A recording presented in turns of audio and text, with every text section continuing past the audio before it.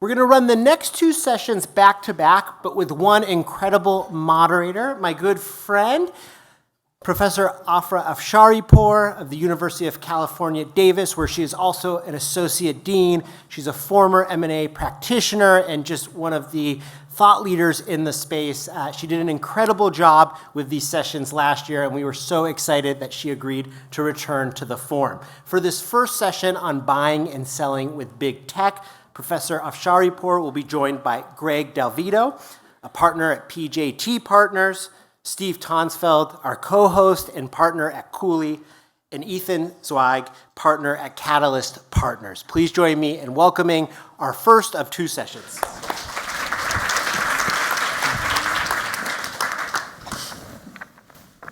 Thank you, Adam, and thank you to our three terrific speakers. So we're going to get you all riled up right after lunch, so keep you all very entertained this afternoon. And we'll start with actually some overviews of tech M&A in 2022 before we start to talk a little bit about some sectoral focuses. So, M&A was incredibly busy, and deals in tech were incredibly busy in 2021, but the global M&A market has slowed down some in 2022, maybe a relief to all of you who were working around the clock in 2020 and 2021. But things were not necessarily that slow in the tech M&A space. Within the first half of 2022, the data indicates that technology drove global M&A in the first half of 2022, making up about a third of all total deal activity. So maybe if each of you, and I'll start maybe with you, Ethan, at the end, if you could give us a brief overview of what tech M&A looked like from your standpoint in 2022.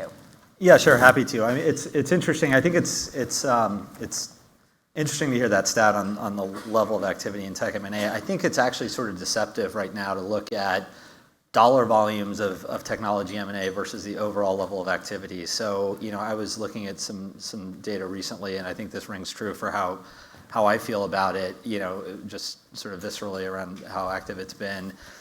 Dollar volume this year is not so far off of last year, but the number of deals is about half. So, if you look at 2015 to 2021, on average, the way we track data and we sort of look at deals that are sort of $50 to $100 million and above, there's kind of been on average about 300 plus or minus a year, and the average deal size has bounced around between just under $1 billion to about $1.5 billion. So that gets you 300 to 450 billion or something of activity. And then 21, you had 400 deals and an average deal value of a little over $1 billion.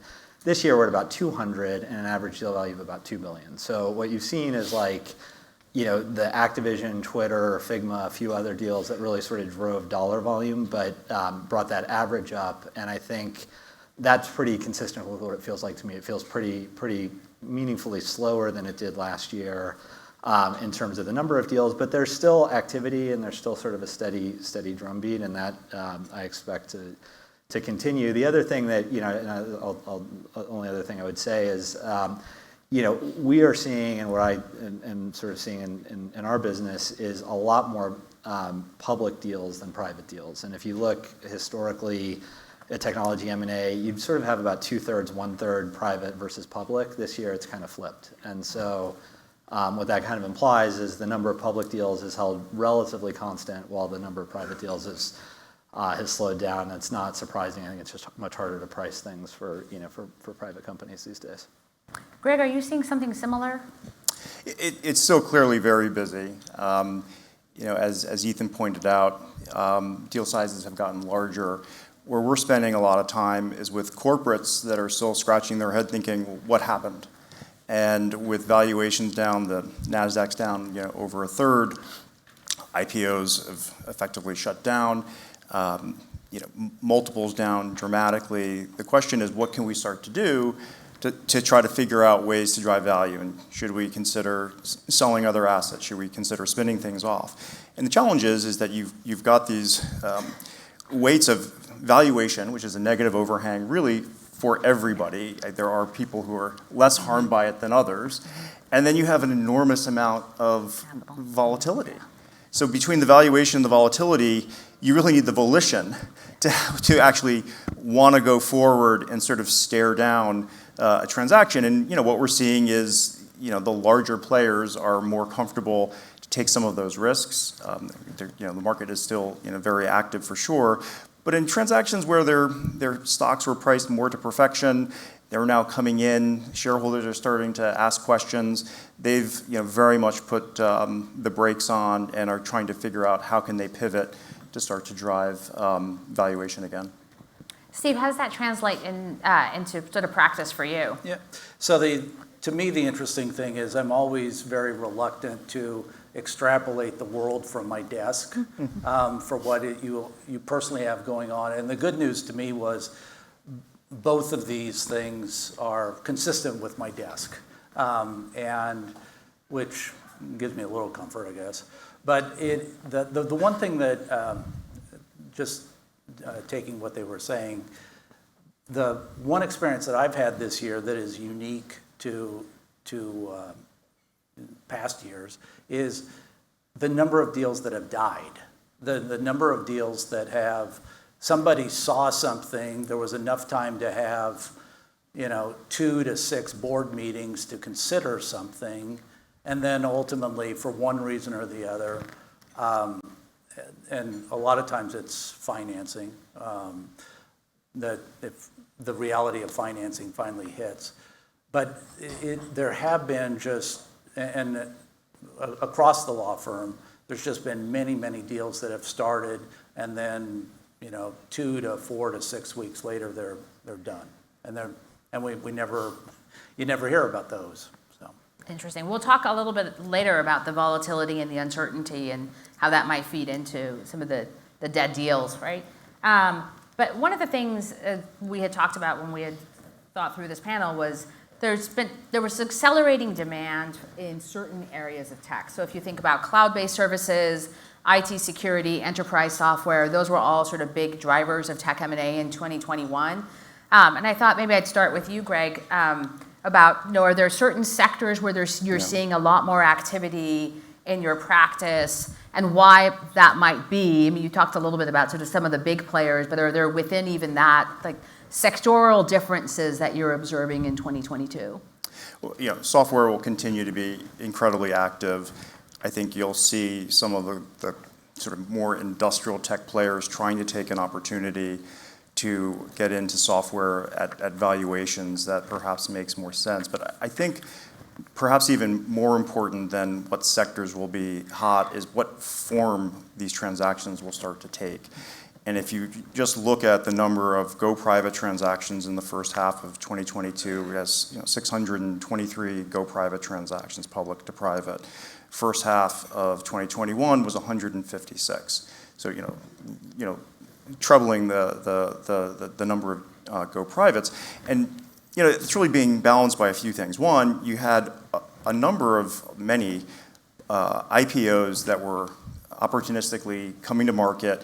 And perhaps, notwithstanding the fact that they could go public, maybe it would have been better for them to continue to run their business, behind the closed door of privacy and perhaps go public some other time. And so, when the market is valuing these businesses incredibly well, investors are going to take the opportunity to move out.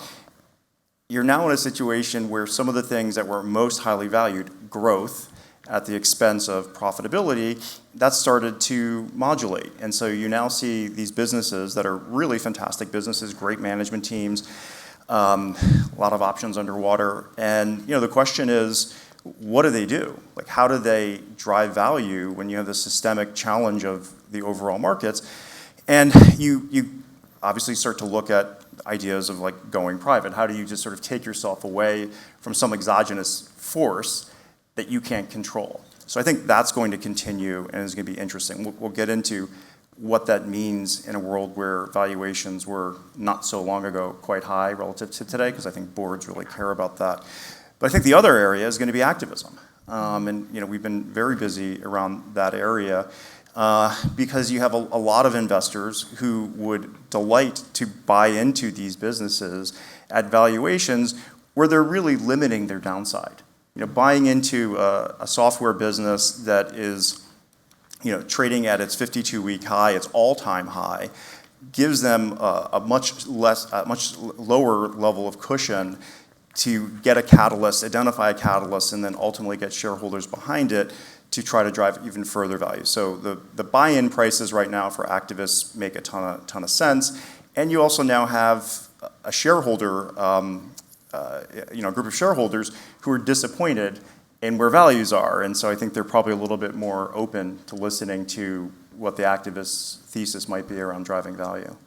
Are you seeing the same thing in terms of both sectoral things, but also these opportunities for activism? Yeah, well, certainly. I mean, I think all of the activists have been on to tech for a while as a place that's pretty attractive to spend time and money, and it's for a lot of the reasons Greg went through. I mean, first of all, you're just more likely to do okay on the investment, even if you don't get any of the change you want, just because tech has outperformed. But I think we are definitely seeing a lot more activity from aggressive shareholders who are coming and trying to drive change, and B, I think a lot of thematic differences. So in software in particular, there was a conference in New York a few weeks ago. I think it's the 13D conference or whatever, where a bunch of the activists come out and sort of give their ideas, and it was the first time Salesforce was targeted, and it's interesting to hear, particularly the software-focused activists say, look, we're no longer looking at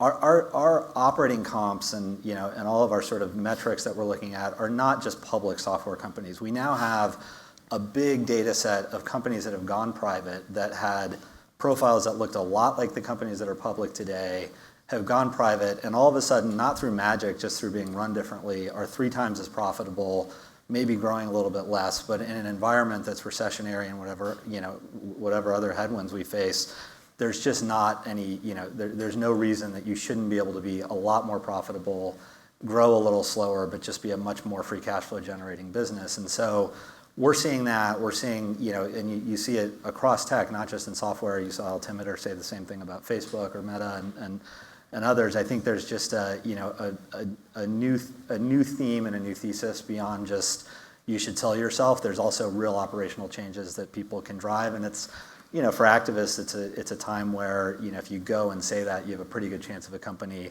actually doing it, because they might already have been planning to anyway, just in light of where the economy is. But we are spending, I would say, much more time, and it's been a big focus for a while, but much more time on the activist topic with a lot of either publicly disclosed or just behind the scenes kind of situations these days.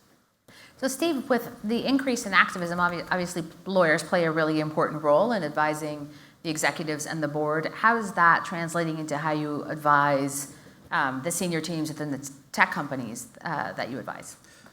Well, for me, I just look at the class of 2021 and the IPOs and the trading history of that. That's like our next class of activist situations, because and that's we're finally getting to that point where we're starting to get those calls on how do we prepare for activism. It's not necessarily that the activism has started, but how do we get ready? How do we make sure that if and when it does happen, and our stock is down 60% from the IPO price, and that was all of 14 months ago, how do we do that? And we've gone through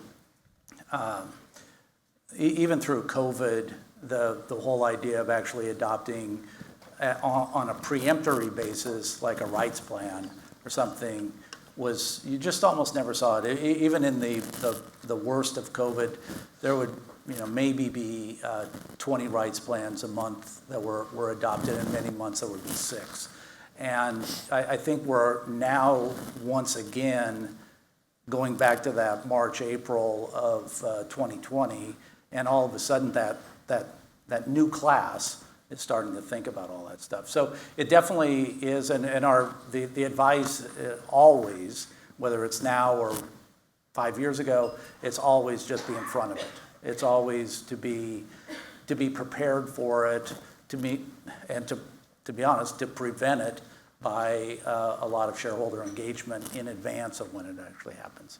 Is your playbook and the way that you deal with it different when you're advising the really large companies? So Ethan had mentioned, like, even Salesforce, right, is sort of thinking through this, your really large clients versus all of these newly public companies that are going through some serious growing pains over this past year and a half? Well, one of the main differences between a well-developed company like that and one of these new companies is that the well-developed company has already a large investor relations group, and therefore that part of it, the communication, is well-developed. It's these newer companies that are still sort of getting up to speed on how to actually engage with their shareholders. I think there's actually more hand-holding that goes with that. So we've talked a little bit about valuation challenges and sort of the choppy waters and the difficulty that the board might have when their stock price is significantly lower than their 52-week high. But I wonder if there are also opportunities within that as well for the kind of work that both of you do, because you're advising both buyers and sellers. Are there private equity buyers that are seeing opportunities in this? Are there larger types of strategics that are seeing opportunities in this? And then how do you advise a sell-side board that's sort of facing, right, having to sell the thesis to their potential stockholders of, we're going to give you this in terms of money, but it's a lot lower than our 52-week high was? It's one of the trickiest questions we're being asked right now, because so many companies are trading near their 52-week low. In the first half of 2022, 64% of the NASDAQ, or the S&P, were trading at or around their 52-week low. So a lot of people are going through this, big companies, small companies. And for the smaller companies, certainly, who are more likely to actually consider a full sale, it's a very difficult question, because at their 52-week high, they're $20. And then someone rings the doorbell 3 months later and says, gee, you're trading now at $5. $10 sounds pretty good, right? Well, the board says, I don't think so, because we were $20 and we are a $20 stock. There's sort of this existential belief of what they are or what they're not. And 3 months in, they are still $20. Well, 6 months in, they're still $20.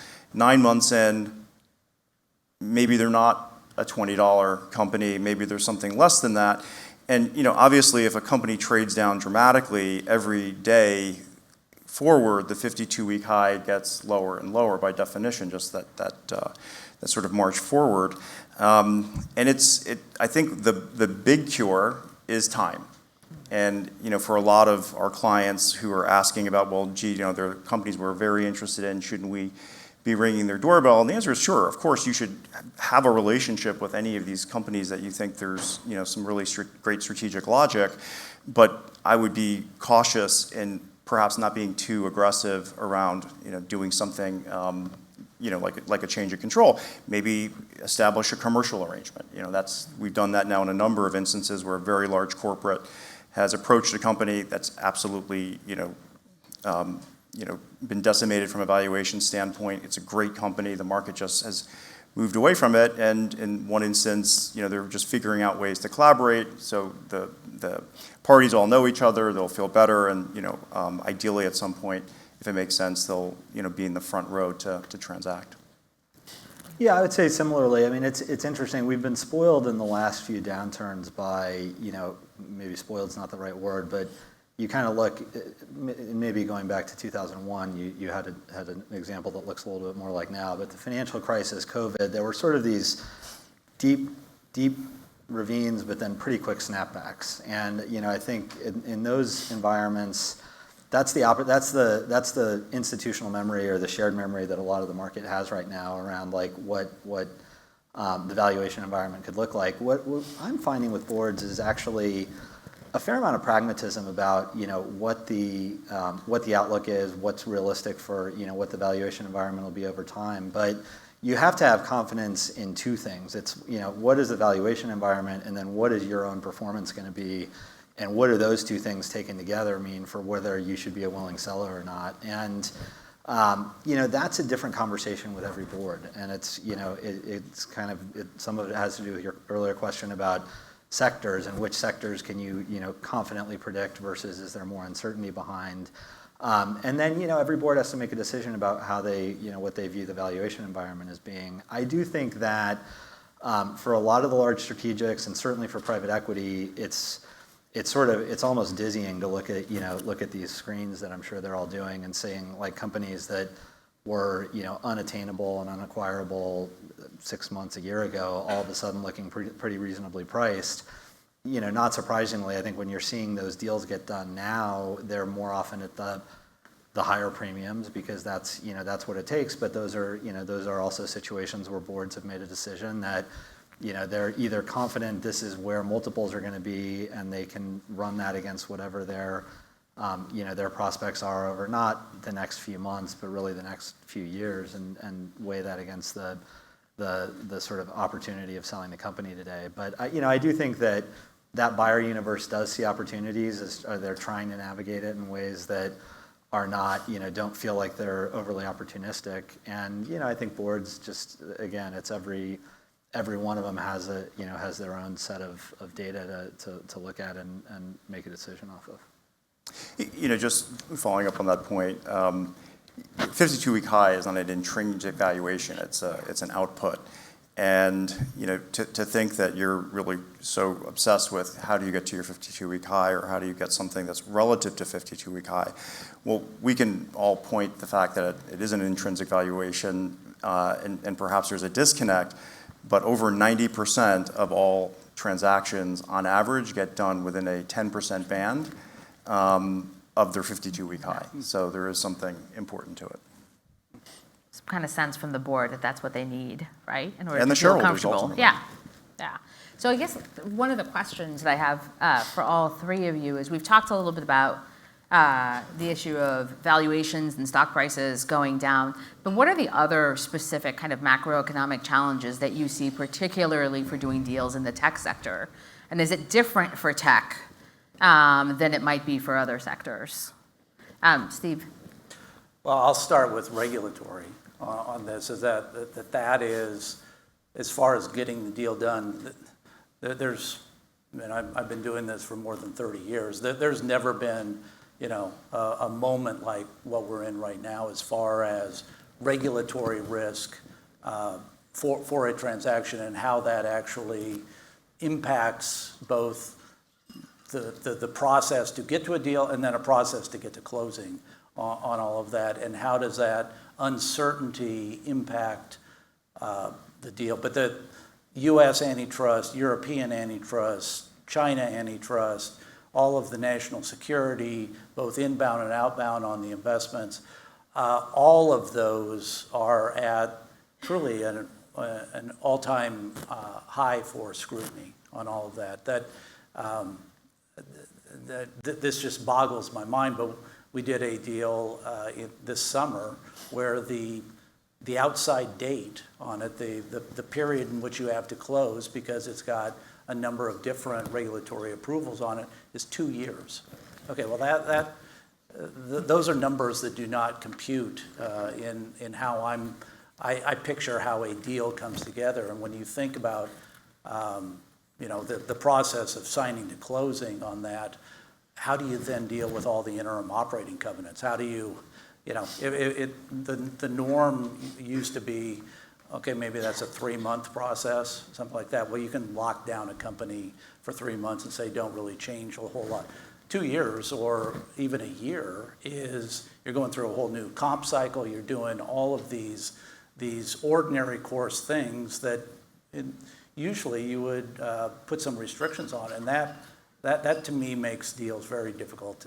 Not very difficult to get done, but it does add a complexity that we didn't have, and that is extremely important, the whole thing. Does that complexity then provide opportunities for creativity, both in terms of the way that you can give advice and how you might structure a transaction, as well as creativity in the part of your clients as they're thinking through that? Yes, but it's always a two-way street, and it's very, we can on the sell side or even on the buy side, we can come up with 1,000 different ideas of how to do that, but we've got to actually get two parties to agree on that. And the large buyers are and the usual suspect, large buyers, are literally now, today, going through that transition process of now finally admitting, okay, maybe there are some regulatory issues here we're going to have to deal with. 18 months ago, many times you'd get this puzzled look of, what do you mean regulatory issues? Why are we even talking about this? Now it's finally front and center, and I think as that happens, you'll start to see a number of new paradigms for how those deals come together. Ethan, with those, I guess with this new understanding, right, of potentially a new paradigm, how does it impact how you advise both bidders and targets from the very outset in terms of what their expectations should be regarding these sort of regulatory risks, not just in the US, but across the globe, and depending on the business, it could be multiple regulators with very, very different incentives. Yeah, and it's often you're solving for the lowest common denominator, which can be quite low as you go around the world. So, and we've seen sort of weird waves. I think, the couple things that we deal with pretty, consistently as we're talking to boards about this, I would say it kind of boils down into three areas. One is what Steve touched on, just the interim operating period. So what do you need to think about in terms of how you're going to run your business? How do you make sure you don't blow a covenant and create an option for a buyer, which is certainly not a position you want to be in, but thinking about funding your company, thinking about hiring, thinking about all the things that are going to happen in that time frame. So that's kind of just point number one. I'd say point number two is from just a valuation standpoint. Like if you think about particularly, and this is maybe a little less true today, but I'm not totally sure, as you think about companies that are growing extraordinarily quickly and potentially taking a deal right now versus when it may close 18 months from now, if that's the case, like what's the multiple you're getting today versus what's the multiple that you're actually receiving by the time you close that deal, and what's the risk trade-off that you're taking is pretty different. And and that kind of bleeds into a bunch of different areas that that end up sort of impacting the negotiation on both sides. So you take those things together and you start to think about then how do you weigh the risk of any transaction getting done, which is kind of the third part between if you're choosing between a few different buyers. And companies are going to find themselves in situations increasingly where they're having to weigh a price of X from from whether it's a sponsor or just someone who has no overlap versus X plus whatever percent from someone who's got some overlap, and maybe you feel confident it's going to close, but it's going to take 7 months instead of 3 months, or it's going to take 18 months, or it's going to take 24 months. Like how do you weigh that difference? And that's going to be an increasingly sort of important part of the calculus any board is doing. I think that's very real. I think that's very real. So how do you advise a board in terms of weighing that calculus? It's not like you can give them a set of metrics that are easy to predict because there's so much uncertainty within that. Just ask the lawyers for a firm percentage of the likelihood of closing. I think Comfort letter signed from the accountants. One of the challenges is clearly that the different bodies that are reviewing transactions perhaps are looking at things other than just the impact on competition. And so that's something that's very hard to predict. You get intelligent people sit down, mapping out whether or not you think there are real anti-competitive outcomes from a transaction. And I would say, notwithstanding some of the government reviews around security, national security, I would say there's still a lot of risk that you can get through the mirage or the menagerie of different bodies in the U.S. and abroad in a way where you can feel very confident. So I think you have to believe that, especially if it's a transaction that you think will get a real review, that you will be out there for a long time. And I think one of the most important things we've been telling boards is that if you go out and you announce a transaction, be sure to not necessarily make that transaction a cornerstone to your whole strategy, because there's a real possibility that you're not controlling that outcome. And so just the messaging around how you would do that and its importance is an important part of our discussion. Do you see convergence in terms of the regulatory challenges in the U.S. versus those that we've seen in Europe? Because for a long time, it seemed like there were some more regulatory challenges in Europe than there was in the U.S. Are you seeing a difference in terms of how that's impacting your tech clients specifically? Well, I would say there's certainly more in the U.S. today than there was, even just several years ago. I think that there are a number of national interests that come into play that are creating larger issues. I think certainly in the semiconductor space you're seeing a lot of that. So I wouldn't use the word converge because converge implies that one is coming down on that. Maybe, or both going up. Both going up, and that's what I would say is happening. If there is convergence, it is that the U.S., which I won't say was seen as a more friendly regulatory environment, it certainly has become less or more scrutiny on that, which then matches some of the international approvals on that. Does the increased regulatory environment, does it differ in terms of experience and how you advise clients when it's these smaller technology companies that have recently gone public that you've been talking about versus the very large companies that are perhaps addressing antitrust issues or competition law issues, not just with respect to their deals, but with respect to their conduct and otherwise, and have kind of a big body of knowledge or set of resources and people in that? And if it does, how do you help the board kind of get to that next level of a small company? It is for sure an educational process because I've never met a board that saw a competition problem ever. And you start out almost every one of these meetings like going, well, that's them. We're a little bit different, and this shouldn't be. The market's huge. We're a small part of all of that. There are so many different triggers in the U.S. and certainly abroad for scrutiny on all of this, and so it is very, very much first couple meetings where you're starting to introduce this as potentially a risk, you're starting to get them sensitized to that possibility. It's not a one meeting kind of discussion because there's always skepticism as to, well, this is a $5 million business. We're selling to a $70 billion company. How could this possibly be something that anybody in the world is concerned about?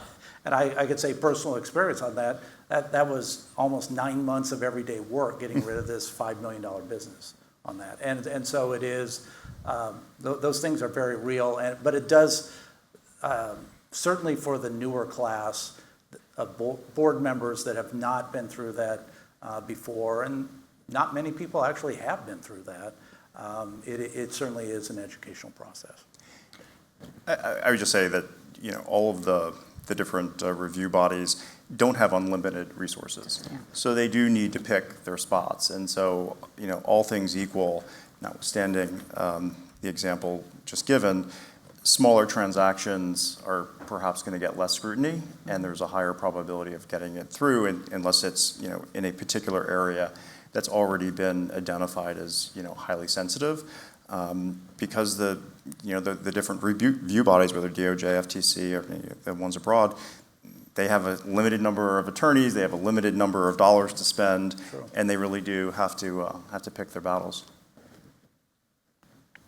Yeah, I think unfortunately in a slowing deal environment, they may find more time for for more of these deals. So hopefully that is the case, but it's just becoming more and more of a wild card because sometimes the deal you don't think is going to create an issue and sails through here all of a sudden gets blocked in the UK or whatever else. So it's, but I think that's right. I mean, we are finding that deals that we've had a number of instances where we thought we'd get a second request and didn't and just kind of went through, and others where we for whatever reason caught someone's eye and and ended up getting a closer look. And you also have the new phenomenon of I think and Steve can probably talk much more intelligently about this than I, but this notion of the deals where I think you're going to increasingly get the you can go ahead and close, but you're not clear message from the government, and that's something people are just going to have to get comfortable with or not is kind of the next phase of how a lot of deals get through. The possibility of merger breakups. One of my colleagues has written about that. Yeah. And there's precedent for it. Right now. Yeah. So Steve, we've talked, a lot of the regulatory conversation has been in some ways like around the competition law issues, but you also brought up in your comments sort of the increased amount of national security scrutiny that you're seeing particularly with respect to the tech sector. Mm-hmm. How has that shifted over the past few years, and where do you see that going in terms of advising your clients about the potential national security review that might come up that maybe, going to Ethan's point, may not even be thought about at the outset of the deal because they never thought this is going to have a national security implication? The national security concern, at least to me, it was always there, and it was always something that you were concerned with. Less so with the antitrust part of this. Antitrust is on a high curve. The national security part of this has always been there. I think that the U.S. government has become more sophisticated, and as they've gone through enough of these reviews, they figured out what it is they're actually concerned about.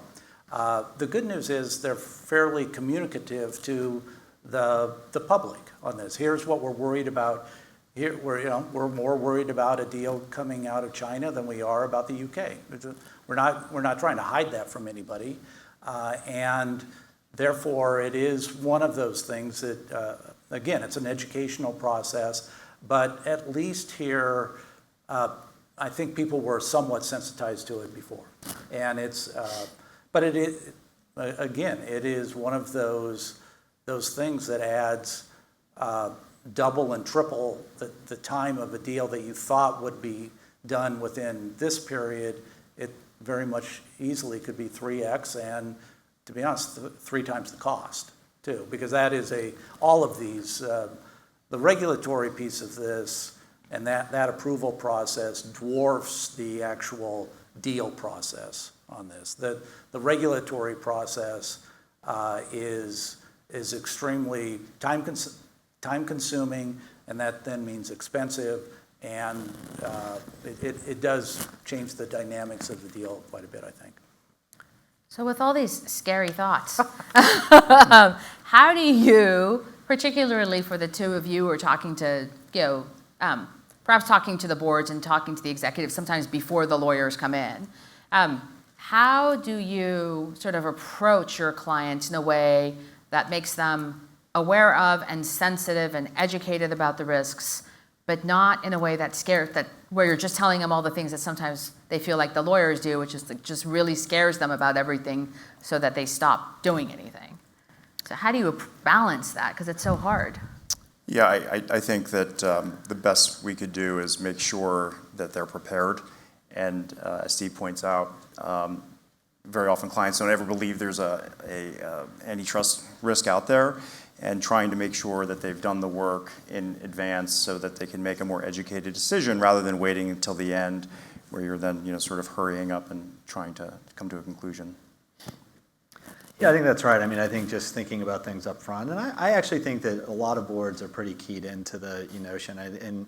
In tech in particular, on the software and consumer side, I think everyone understands there's a different standard now for the gigantic platforms than there has been for a long time. So if you're thinking about Amazon or Facebook or Google or whoever, I think people understand there's sort of a different level of scrutiny from politicians and everyone else, and they're asking those questions earlier.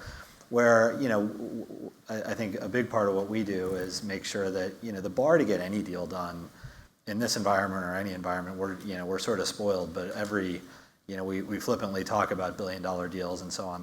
They're all kind of miracles when they happen, and so the ones that get most of them will get done, and the bar is always high to get something across the finish line. So thinking about these things, all up front, making sure that you're confident in knowing the issues that you're going to have to navigate and bringing the right people in early is kind of the most important thing to do. And then, we often have to counsel our clients that, even the $5 million company needs to not talk about dominating their market and, and all of that good stuff. But again, I think people are relatively well sensitized to that at this point. So it's mostly what we get is the question of people are asking us what are the things we need to be mindful of, and and as long as we know that and we know where to get the answers, I think we can construct the right process up front. So another aspect of things that has been impacting the tech sector, like it has most companies, but perhaps more aggressively over the past couple of years in the technology industry, is sort of these rising ESG demands from a whole variety of stakeholders, right? Your tech companies facing worker walkouts and strikes and so forth, and as well as a whole host of different types of shareholder proposals and so forth. How does that increased focus on ESG then impact kind of M&A deal making in the tech sector from your standpoint? Maybe I'll start with you. Well, I have the good fortune of having a lot of partners that spend all of their time focused on ESG. So generally when I think there's an issue, I call them. But if I can't get them on the phone, I think when you have to really break down that acronym, Yeah. I think the one that probably gets the least amount of, unfortunately, the least amount of attention is the S, at least as it relates to M&A. I think that the E, a lot of it is almost, there's a flywheel around technology and renewables and other advances that are more environmentally friendly that are pushing companies because the markets are rewarding them. And so, there's a reason why pure EV companies are trading very different than those that are, burdened with gas combustion engines. And so, and whether it's that or other renewable energy sources, I think the E takes care of itself in M&A. I think the G creates opportunity. And I think that the G creates opportunity for activists more often than not. That's a place where you really could be ahead of it. And, we certainly advise our clients. There's a well-worn path of what is best practice around governance, and we spend a ton of time on that, and ideally we won't find our clients in a position where that's ever a problem. And then the S can be very challenging though, as you point out, if you have boycotts and other things that you're not paying attention to, but it's certainly not at the forefront in my experience of thinking through what potentially are some of the challenges in completing a transaction. How about you? Yeah, I would say the same. I think we see a lot more on the in our activism practice and sort of just the daily life of companies. I think that occasionally when we're selling a company, and it's interesting, particularly with financial sponsors, we'll hear from sort of a younger employee base, like do we joined a company that had a mission, and now we're now we're being sold just to make money, and I think that's going to be less of an issue going forward, but you do hear that a little bit, and I think that I'd agree with Greg though. It's not an impediment to getting deals done these days, and it's not something that is sort of the first threshold that people are trying to cross. I do think it's a much bigger factor in just day-to-day governance and running a company, and it's something we see a lot of in that front.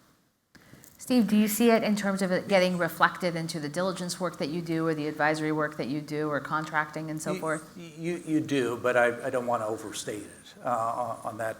To me, it is ESG goes into valuation, which then drives into the M&A process. If there are problems, then you've got the activism, which drives into the M&A process. So to me, ESG is not an M&A direct driver, but almost an indirect driver but repeatedly. So it's something that can't be at all ignored, but it doesn't typically. ESG itself is not the instigator for the whole thing. It is some external event then that leads to the M&A on this. Yeah, probably particularly in the tech sector versus like if you're in oil and gas or other kinds of things that are much more like ESG type of driven businesses. Yeah, very much. Okay. Well, Adam, I know our timer is going to gave us 45 and we had 40 and you're standing over there. So please join me in thanking our panelists and really Thank you. appreciate it. Thank you. Thanks.